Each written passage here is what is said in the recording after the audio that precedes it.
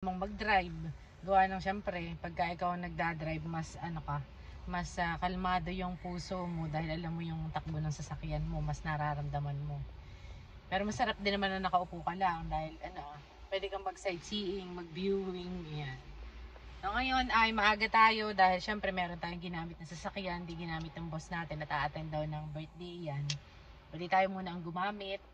Kaya tayo ngayon ay maagang nakarating. At libre yung ating Uber ngayon. Yun nga lamang mamaya pagbalik ko ay antok-antok na ako.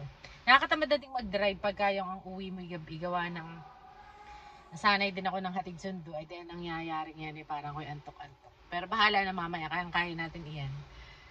Tapos ngayon, ang maganda nito dahil meron tayong dalang sasakyan, pwede tayong kumain dito sa sasakyan. So pwede tayong matulog ng 30 minutes or 1 hour kahit pa paano makaka-relax tayo. Okay? So yun ang update natin today. Ngayong September ay nakapag-drive tayo pangalawang beses sa loob ng 1.5 taon. Nakapag-drive tayo ng 6 point something miles. Ayan. Thank you so much guys for watching. Salamat po. Sharing lang po, pampagood vibes. Bye!